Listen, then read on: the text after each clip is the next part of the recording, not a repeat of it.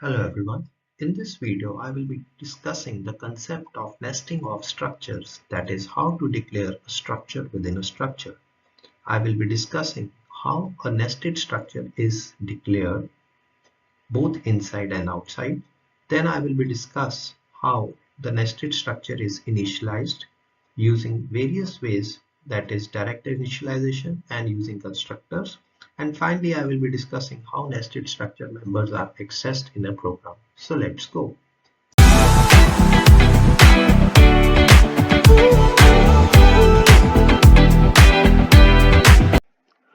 So let's start with nesting of structures, that is structure within a structure. Now, but the term nesting of structure का मतलब क्या है कि हम एक स्ट्रक्चर बनाते हैं जो एक मेंबर होता है एक स्ट्रक्चर का, यानी कि एक स्ट्रक्चर ही एक स्ट्रक्चर का मेंबर हो सकता है। अभी तक हमने प्रिमिटिव टाइप लिए थे as a member of structure, but structure भी जब एक स्ट्रक्चर का मेंबर होता है उसको हम कहते हैं नेस्टिंग ऑफ स्ट्रक्चर, और ये हमें मदद करता है कॉम्प्लेक्स डाटा टाइप्स क्रिएट करने में, जैसे कि अभी हम देखेंगे। अब स्ट्रक्चर नेस्टेड स्ट्रक्चर को डिक्लेयर करने के लिए हम क्या करेंगे, स्ट्रक्चर को मेंबर बनाना पड़ेगा। तो इसलिए वो जो नया स्ट्रक्चर जो मेंबर होगा वो हम या तो इनसाइड उसी स्ट्रक्चर के या outside the structure with using another struct type declare कर सकते हैं। तो इसमें हम जब डिक्लेयर करते हैं using nested use nested structure as a member of another. For example, जैसे कि हमने यहाँ पे देखा, एक हमने इनर स्ट्रक्चर पहले बना लिया जिसके अंदर हमने कुछ मेंबर्स बना लिए, और इसी तरह हमने आउटर स्ट्रक्चर बनाया जिसके अंदर हमने वो मेंबर, क्योंकि वो इनर स्ट्रक्चर टाइप का है तो इसलिए हमें इनर का वेरिएबल और उस पर्टिकुलर स्ट्रक्चर का नेम ऐसे लिखना पड़ेगा as a member of the outer structure. ये आप देख सकते हैं, ये आउटर स्ट्रक्चर है, इसके अंदर ये हमने इनर स्ट्रक्चर का एक मेंबर बना लिया है। इसको हम और भी एक तरीका है कि ये तो हमने अलग अलग बताया, जैसे कि हमने लिखा आउटसाइड, इनसाइड के केस में आप क्या कर रहे हैं कि ये जो आपने मेंबर बनाना है यहीं पे आप इस स्ट्रक्चर की डिक्लेरेशन दे रहे हैं, जैसे कि आप देख सकते हैं यहाँ पे इनर स्ट्रक्चर को हमने यूज किया हुआ है। इसी तरह हम बाकी के मेंबर्स को भी यूज कर सकते हैं। तो लेट्स सी सम एग्जांपल्स। अब हम नेस्टिंग ऑफ स्ट्रक्चर के कुछ एग्जांपल्स देखते हैं। हमने जो स्टूडेंट पीछे स्ट्रक्चर बनाया था, तो उस स्ट्रक्चर के अंदर अगर हमने उसकी डेट ऑफ बर्थ से इंफॉर्मेशन डालनी है तो हमने डेट ऑफ बर्थ नाम का वेरिएबल बनाया है, और वो वेरिएबल किस टाइप का है, एक स्ट्रक्चर टाइप का, और उसका नाम क्या है, डेट, और उसमें कौन से मेंबर्स होंगे, D D M M Y Y. ठीक है, इसके अलावा जो हमने बाकी मेंबर्स रखे थे, रोल नंबर और नेम, वो हमने वैसे ही रहने दिए हैं। तो इस तरह से हम एक स्ट्रक्चर के अंदर भी एक स्ट्रक्चर बना रहे हैं, तो ये नेस्टेड स्ट्रक्चर है। या तो इसको इनसाइड, ये है एग्जांपल इनसाइड, और इसी तरह हम आउटसाइड भी दे सकते हैं, यानी कि अलग से थोड़ा सा दिखने में अच्छा लगता है। तो यहाँ पे आप देखें कि हमारे पास लॉजिकली अपीयरिंग, मतलब इसको पढ़ना इजी लगता है, तो हमने एक अलग से स्ट्रक्चर बना लिया जो कि हमें इनर स्ट्रक्चर को पहले बताना पड़ेगा क्योंकि हमने उसको यूज करना है। तो यहाँ पे जो स्टूडेंट स्ट्रक्चर बनाया था जिसमें हमने प्रिमिटिव टाइप्स के दो मेंबर्स तो रखे हुए हैं, बट उसके अलावा एक डीओबी नाम का वेरिएबल बनाया, और वो डीओबी की टाइप क्या होगी, क्योंकि वो खुद एक यूजर डिफाइंड टाइप यानी कि स्ट्रक्चर टाइप का है, और वो किस टाइप का है, डेट, जो हमने पहले से डिफाइन किया, डिक्लेयर किया है। तो यहाँ पे ये जो डीओबी है ये एक मेंबर है, और इस मेंबर के अंदर खुद एक स्ट्रक्चर है जिसके अंदर खुद तीन मेंबर्स हैं, D D M M Y Y. तो ये एक तरीका है। इसी तरह हम एक और एग्जांपल देखते हैं, जैसे कि हमने एक कस्टमर स्ट्रक्चर बनाया है और उस कस्टमर में आईडी, उसके अलावा हमने उसका एड्रेस भी डालना है, तो एड्रेस अपने आप में खुद इंफॉर्मेशन है, तो उस केस में हम यहाँ पे street number, city, pin code इस तरह से भी ऐड कर सकते हैं, और वो वेरिएबल क्या होगा, उसका हमने नाम रख दिया। इसी तरह इसका वेरिएबल का नाम हम ऐसे लिखेंगे। तो ये नेस्टिंग ऑफ स्ट्रक्चर्स इस तरह से हमें कॉम्प्लेक्स टाइप्स को बनाने में मदद करता है। अब हम यहाँ पे उसी कोड को, स्टूडेंट वाले स्ट्रक्चर को इनिशियली अज्यूम जो हमने पिछली वीडियो में किया है उसको कंटिन्यू करते हैं। अब हम यहाँ पे नेस्टेड स्ट्रक्चर बनाने जा रहे हैं, तो हम इसको हटा देते हैं और इसकी जगह पे हम एक नेस्टेड स्ट्रक्चर डालेंगे। तो यहाँ पे हम वो पहले स्ट्रक्चर बना लेते हैं। तो यहाँ पे पहले हम आउटर वे में बताते हैं स्ट्रक्ट, और यहाँ पे हम इसका नाम रख देते हैं लेट अस से डेट। अब इसके अंदर हम मेंबर्स डाल देते हैं, लेट अस से int dd, int a month and int yy for the year। ठीक है, और ये हमने स्ट्रक्चर बना दिया। अब इस स्ट्रक्चर का हम यहाँ पे एक मेंबर बना लेते हैं, डेट, DOP जो कि स्पेसिफाई कर रहा है उस स्टूडेंट की डेट ऑफ बर्थ। अब इसको स्पेसिफाई करने के लिए अगेन आपको मैंने पहले बताया हुआ कि अगर आप डिफॉल्ट की वैल्यूज देना चाहते हैं तो एक तरीका ये भी है कि आप यहाँ पे एम्प्टी कर्ली ब्रेसेस C++ में दे सकते हैं। ये 0 वैल्यू जो कि इसकी डिफॉल्ट होती है उसको उठा लेगा, तो ये गार्बेज वैल्यूज वगैरह से अवॉइड करने के लिए केसेस में तो ये डिफॉल्ट वैल्यू उठा लेगा। तो और इस केस में आप यहाँ पे खुद की वैल्यू भी दे सकते हैं। तो यहाँ पे अब हमें इस पर्टिकुलर यहाँ पे इसको डिस्प्ले इन्फो को भी यहाँ पे हम मॉडिफाई कर लेते हैं, यहाँ पे थोड़ा सा इजी लगे हम इसलिए सेपरेट लाइंस में। हाँ, अभी परसेंटेज की जगह पे हम यहाँ पे परसेंटेज की जगह पे हम यहाँ पे डेट ऑफ बर्थ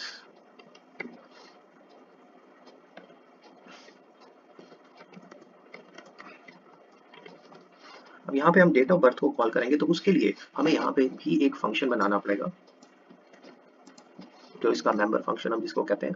अब यहाँ पे हम उसका नाम रख देंगे डिस्प्ले डेट।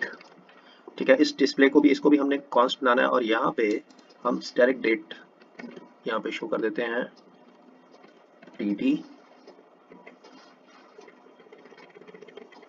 ये हम इसको चेंज ही कर रहे हैं, इजी हो जाएगा समझना। mm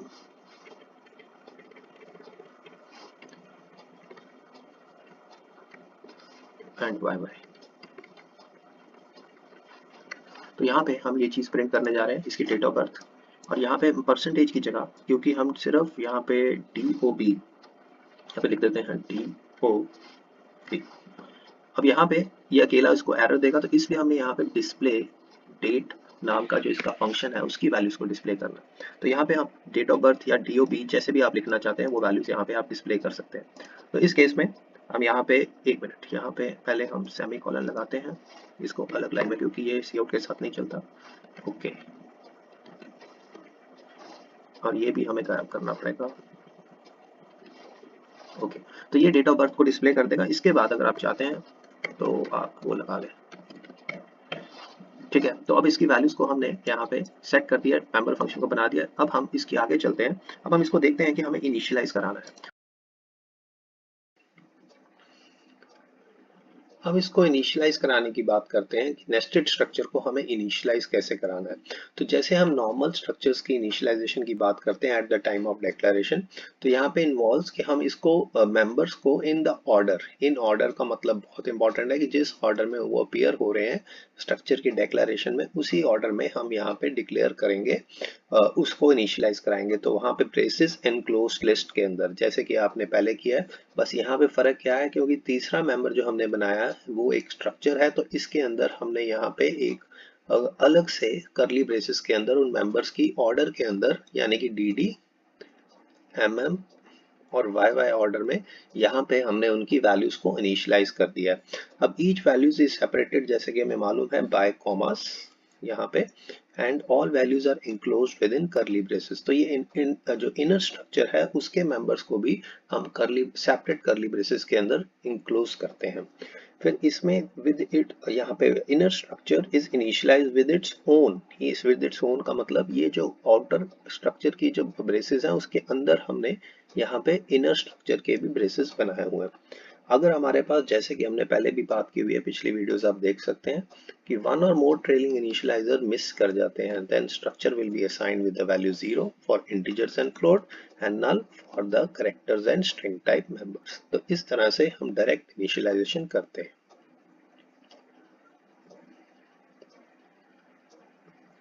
अब उसके अलावा आपको मालूम है कि जब हम प्रोग्राम के अंदर यूज कर रहे हैं तो उसके टाइम पे भी हम इसको इनिशियलाइज या कोई नई वैल्यू के साथ अपडेट करना हो तो हम डॉट ऑपरेटर यानी कि मेंबर एक्सेस ऑपरेटर, ये नोटेशन हम मेंबर्स को एक्सेस करने के लिए यूज करते हैं। तो जिस इंडिविजुअल मेंबर के साथ हमने कोई मॉडिफिकेशन करनी है तो उसके आगे हमने उस पर्टिकुलर वेरिएबल जैसे कि स्टूडेंट का S1 और उसके आगे उसका रोल नंबर मेंबर, तो उस केस में हम 2201 यानी कि एक वैल्यू उसको दे रहे हैं। इसके अलावा अगर हमने उसके एक नेस्टेड स्ट्रक्चर के मेंबर तो उस वेरिएबल का नाम और उसके किस मेंबर को, तो यहाँ पे डबल नॉट्स आ रहे हैं पहला वो एक्सेस करेगा उसके मेंबर को एज ए मेंबर, और मेंबर के मेंबर को एक्सेस करने के लिए तो यहाँ पे आप नोटिस करें कि हमने डबल डॉट, तो ये एक एक्सेस करने का तरीका होता है और उसको वो वैल्यू दे दी। तो इसमें क्या करते हैं, initialise each member including the nested structure, ठीक है, individually after declaring the value using the dot operator. तो यहाँ पे आप नोटिस कीजिए कि हमने डॉट है, और ये जो डॉट है उसके आगे अगर नेस्टेड स्ट्रक्चर है तो उसके आगे अगेन फिर डॉट आके उसके मेंबर को हम एक्सेस कर सकते हैं।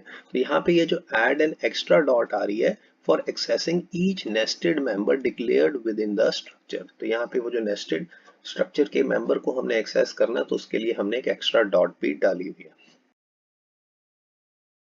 तो यहाँ पे हम स्टूडेंट का एक मेंबर बनाएंगे और लेट इट बी S1। अब इसको हमने वैल्यूज देनी है इनिशियलाइज करने के लिए, डायरेक्ट इनिशियलाइजेशन। तो हमारे पास एक तरीका क्या होता है, पहले आता है रोल नंबर, फिर हमने लिखा है नेम,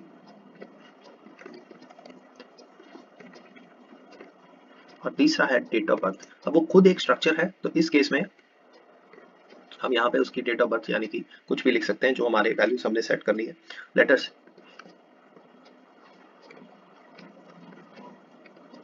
कुछ भी वैल्यूज आप यहाँ पे दे सकते हैं, और यहाँ पे आप सेमीकोलन डालते हैं। तो इस तरह से अब हमने इस स्टूडेंट की वैल्यूज को डिस्प्ले कराना है, तो हम यहाँ पे लिखेंगे S1। अब ये एक्सेस करने के लिए हमें इसका ये वाला फंक्शन को कॉल करना है और इसको हमने प्रिंट कराना है।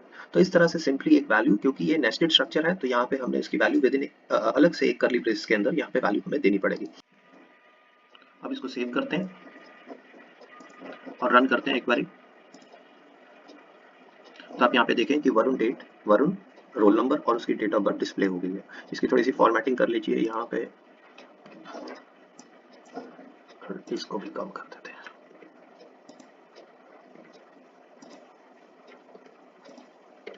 तो इसको सेव कर लीजिए और रन करते हैं इसको। तो यहाँ पे आप देख सकते हैं कि वरुण नेम और डेट ऑफ बर्थ आ गई है। तो इस तरह से अगर आप यहाँ पे वैल्यू सेट करते हैं, ये एक एग्जांपल है जिसमें हमने स्ट्रक्चर बाहर डिक्लेयर किया है, हम इसको अंदर भी डिक्लेयर कर सकते हैं इसके।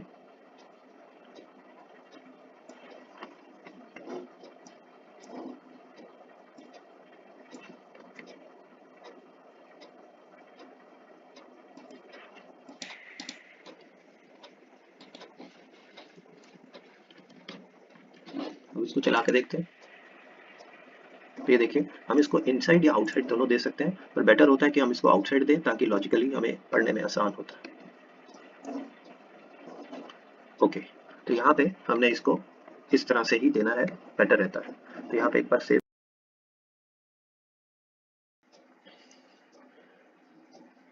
अब हम इसको कंस्ट्रक्टर्स की भी बात की हुई है हमने, तो कंस्ट्रक्टर्स के साथ भी इनिशियलाइज कर सकते हैं। तो ये हम पहले क्या है, नेस्टेड स्ट्रक्चर जैसे कि हमने उसमें डिक्लेयर किया था, ये हमने कंस्ट्रक्टर अभी C++ की क्लासेस की टाइम पे हम डिटेल में पढ़ेंगे, पर फॉर द टाइमिंग इसका नाम और इसका नाम सेम होता है। और उसके बाद जो वेरिएबल्स हमने, ये हो गए लोकल वेरिएबल्स, इसको हम वैल्यू यहाँ पे ऐसे इनिशियलाइज भी कर सकते हैं, जैसे कि हम d is equal to 0, m is equal to 0, y is equal to 0, अगर 0 0 वैल्यू से। तो यहाँ पे क्या होगा कि इस मेंबर को वैल्यू जो d वाली है वो इसके अंदर चली जाएगी, m वाली वैल्यू इसके अंदर चली जाएगी और y वाली वैल्यू इसके अंदर चली जाएगी। और ये होती है कि अगर हमने कुछ स्टेटमेंट ऐड करनी हो तो हम यूज करते हैं। तो ये एक पहले हमने स्ट्रक्चर बना लिया, इनर स्ट्रक्चर। उसके बाद हमने ये देखो मेंबर्स बनाए, ये रोल नंबर और स्ट्रिंग तो वैसे आ गए, और उसके बाद जो डेट के लिए है वहां पे हमने ये लिख दिया डेट। अब इसका जो स्ट्रक्चर होगा, इसके अंदर स्टूडेंट होगा, मैच कर रहा है, इसमें होगा इंट, इंट के लिए जो वैल्यू स्ट्रिंग में जाएगी वो यहाँ पे आ जाएगी, और यहाँ पे आप देखिए डेट dd। तो यहाँ पे हम जो वैल्यू होगी वो किस टाइप की होगी, डेट टाइप की। वो खुद एक यूजर डिफाइंड टाइप है जो कि हमने यहाँ पे पहले बताया। तो इससे हम इनिशियलाइज कर सकते हैं when the variable is created. तो इसको एक्सेस करने का क्या तरीका होता है कि हम यहाँ पे पेरेंथेसिस, जैसे कि हम पहले करली ब्रेसेस बनाते हैं, यहाँ पे हम वैल्यूज देने वक्त, और क्योंकि नेस्टेड स्ट्रक्चर के अंदर हमने वैल्यू देनी है तो उस तरह से उसका स्ट्रक्चर कॉल करने के लिए हम डेट लिखेंगे, इसका स्ट्रक्चर कॉल करने के लिए स्टूडेंट लिखेंगे। तो इस चीज का हमें ध्यान रखना होता है। अब हम देखते हैं कि हम कंस्ट्रक्टर्स के थ्रू कैसे इसमें यूज कर सकते हैं। तो हमें दोनों स्ट्रक्चर्स के कंस्ट्रक्टर बनाने पड़ेंगे, जैसे कि हम यहाँ पे बनाते हैं डेट नाम का कंस्ट्रक्टर, और उसके मेंबर्स को हम स्पेसिफाई कर देते हैं, लेट इट बी डेट के लिए d हो गया local member m and int y। अब इसके बाद हम कौन से मेंबर को, dd मेंबर को हम d देंगे, मंथ को m देंगे और ईयर को हम y देंगे और उसके बाद हमें करली ब्रेसेस स्पेसिफाई करनी है। तो ये इसका कॉरस्पॉन्डिंग कंस्ट्रक्टर हो गया। अब स्टूडेंट का कंस्ट्रक्टर को हम थोड़ा सा मॉडिफाई करेंगे यहाँ पे, क्योंकि अब हमारे पास परसेंटेज नहीं है और डेट है, let it be local variable be dt। यहाँ पे हम इसकी वैल्यू देंगे, कौन सा मेंबर है DOP और इसकी मेंबर क्या चली जाए DT। ओके, ये इसका कंस्ट्रक्टर क्रिएट हो गया। तो इस चीज का आपने ध्यान रखना है कि यहाँ पे जो मेंबर होता है वो ही यहाँ पे आएगा, ठीक है, ये मैच करने चाहिए। अब इसके कॉरस्पॉन्डिंग हमें यहाँ पे लेट इट, हम यहाँ पे इसको कमेंट कर लेते हैं और यहाँ पे इसको हम कंस्ट्रक्टर्स के थ्रू, तो यहाँ पे हमने इसका कंस्ट्रक्टर ऐसे बना लिया। अब यहाँ पे इंडिविजुअल डेट का कंस्ट्रक्टर बनाना है।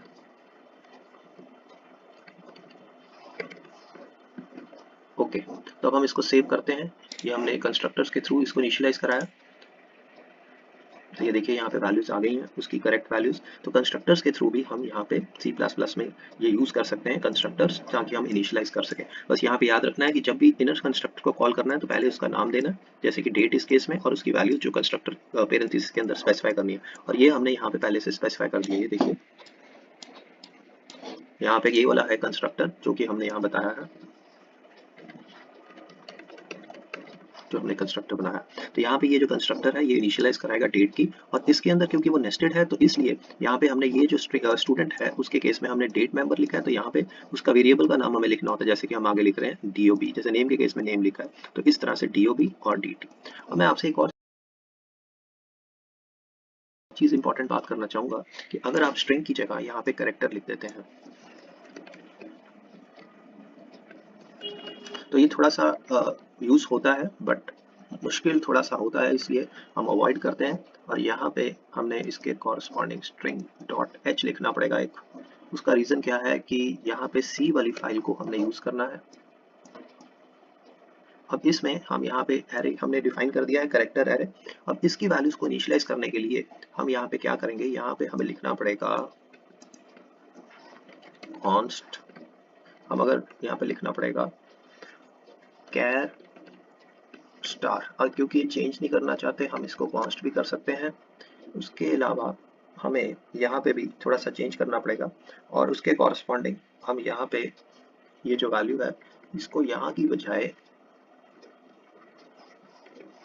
इसके अंदर वैल्यू देनी पड़ेगी। तो यहाँ पे हमें लिखना पड़ेगा स्ट्रिंग एन कॉपी। ये एक फंक्शन होता है C का जो हमें यहाँ पे कॉल करना है, और इसके साथ हमें इसके अंदर नेम के अंदर जो वैल्यू देनी है उसमें n characters, size of name -1, size of name, string and constant are name and size of name -1। तो इस तरह से हमें इसको कॉल करना पड़ेगा string and copy को। यहाँ पे वो कह रहा है n, तो ऊपर हमने यहाँ पे s लिखा तो यहाँ पे हमें n कर देना चाहिए। ओके, तो यहाँ पे इस तरह से, और एंड में टर्मिनेशन करेक्टर। तो यहाँ पे आप इस चीज को अगर ऐसा करना चाहते हैं तो यहाँ पे लिखेंगे साइज ऑफ, जो भी हमने स्ट्रिंग n लिखी है, s लिखी है, जो भी आप लिखना चाहते हैं, जैसे कि आप यहाँ पे नेम -1 इज इक्वल टू /0 और एंड में सेमीकोलन, साइज ओके। तो इसको हम सेव कर लेते हैं और इसको हम दोबारा रन करके देखते हैं। तो यहाँ पे ये देखिए ये भी आ रहा है। तो ये थोड़ा सा सी के हिसाब से ओके है, बट अगर आपने C++ में काम करना है तो आप स्ट्रिंग वाला ही बेटर होता है, क्योंकि इस तरह से आप कंस्ट्रक्टर को थोड़ा सा डिफिकल्ट कर रहे हैं। अब मतलब अगर आपको C पढ़ा हुआ है फिर तो बहुत अच्छा है। ओके, अब आपको एक्सेस करने का नेस्टेड स्ट्रक्चर, तो all references to the member should be fully qualified. इसका ये मतलब है कि हम हर बारी एक्स्ट्रा डॉट डालेंगे अगर हमारे पास कोई नेस्टेड मेंबर को एक्सेस करके डिक्लेयर किया हुआ हमने उसको एक्सेस करना है। जैसे कि अगर सिंपल मेंबर है तो हम सिंगल डॉट डाला, पर अगर डेट ऑफ बर्थ की बात करें तो यहाँ पे S1 का डेट ऑफ बर्थ जो मेंबर है उसका आगे जो DD मेंबर है, तो इसलिए इसको एक्स्ट्रा डॉट के साथ हम एक्सेस करते हैं। इसी तरह अगर आप मंथ वाले फील्ड को या ईयर वाली फील्ड को एक्सेस, जो मेंबर के इनर स्ट्रक्चर है उनको एक्सेस करने के लिए हम ऐसे लिखते हैं। ओके, हम स्ट्रिंग को एक्सेस ऑलरेडी कर चुके हैं, फिर भी अगर आपने एक्सक्लूसिवली एक्सेस करना हो, जैसे यहाँ पे हमने डिस्प्ले के अंदर S1 का डिस्प्ले जो मेंबर फंक्शन है उसको एक्सेस करना, अगेन डॉट ऑपरेटर आपने देखा है कि हमने यूज़ किया है। अदरवाइज अगर आपको सिंपली बाहर भी एक्सेस करना है, जैसे कि आपने यहाँ पे देखा कि S1 का अगर हमने रोल नंबर डिस्प्ले कराना है, ठीक है, तो उस रोल नंबर को अगर हम चेंज करते हैं, लेट अस से 3205, और यह हमने एक्सेस कर लिया। इसी तरह अगर हमने S1 का जो डेट ऑफ बर्थ है उसके कॉरस्पॉन्डिंग आगे हमने उसका DD को चेंज करना है, तो उस केस में ही अगर हमने DD की जगह यहाँ पे 15 की जगह 25 करना है, तो ये भी हम एक्सेस कर रहे हैं। तो इस तरीके से हम यहाँ पे एक्सेस कर सकते हैं यहाँ पे वैल्यूज़ को, और यहाँ पे हम इसको डिस्प्ले करा के चेक कर लेते हैं। तो एक्सेस करने का सिंपल है कि अगर तो अपना ही मेंबर एक्सेस करना है तो डॉट ऑपरेटर के साथ, और अगर नेस्टेड वाले को एक्सेस करना है तो आप उस केस में ये देखिए, इसको सेव कर लेते हैं। तो यहाँ पे देखिए चेंज हो गया। तो इस केस में अगर आपको यहाँ पे याद रखना है कि अगर अपना मेंबर एक्सेस करना है तो डायरेक्टली डॉट ऑपरेटर के साथ, और अगर नेस्टेड को एक्सेस करना है तो उसके साथ हम एक और डॉट ऑपरेटर लगा के एक्सेस करेंगे। जितने लेवल होंगे उतने हमें एक्सेस कर सकते हैं। Okay, subscribe, like, share